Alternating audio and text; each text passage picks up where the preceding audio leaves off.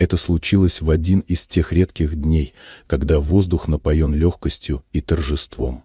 На лужайке у большого загородного дома в элитном районе Остина, штат Техас, проходила свадьба. Белые шатры, гирлянды лампочек, живые цветы, деревянные столы, покрытые льняными скатертями — все было продумано до мелочей. Жених и невеста принадлежали к состоятельным семьям, и гостей собралось немало — родные, друзья, партнеры по бизнесу.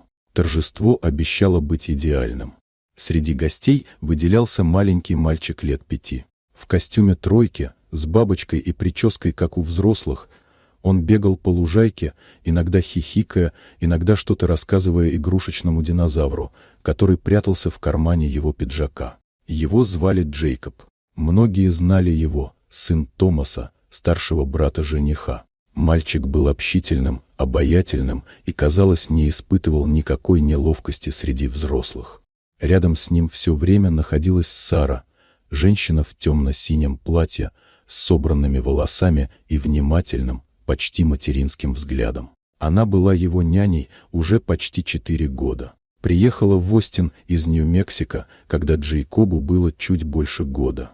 Томас нанял ее через агентство. Его жена умерла при родах, и он отчаянно нуждался в помощи.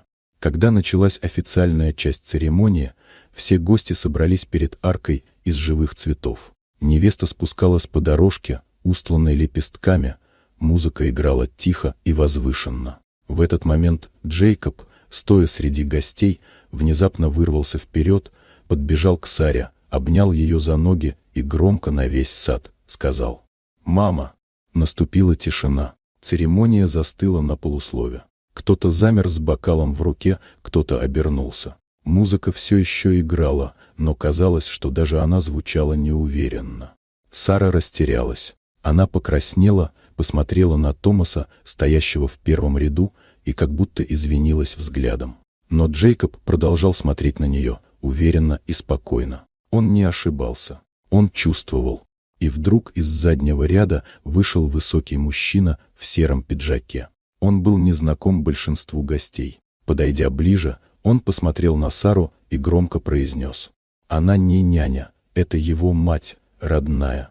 Шепот прошел по толпе. Томас побледнел. Невеста застывшей статуей стояла у арки.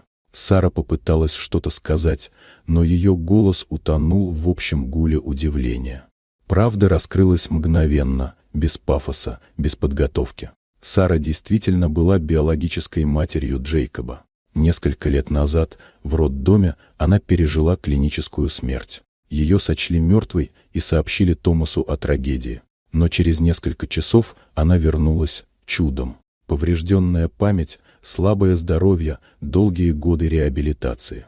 Она жила под другой фамилией, не разыскивала сына, потому что боялась, что он уже не узнает ее. Когда восстановилась, вернулась в город, устроилась работать няней. Случайно или нет, но судьба вновь свела ее с Джейкобом. Она не открылась, не решилась. Томас знал. Он узнал ее в первый же день, но молчал. Он считал, что если Бог дает второй шанс, он должен происходить не через слова, а через чувства. И когда мальчик на свадьбе назвал Сару мамой, это был именно тот момент. Свадьба продолжилась, только теперь с другим настроением. Более настоящим, более человечным. Потому что на фоне цветов, огней и клятв прозвучало нечто более сильное, голос ребенка, узнавшего свою мать. Вот такая удивительная история.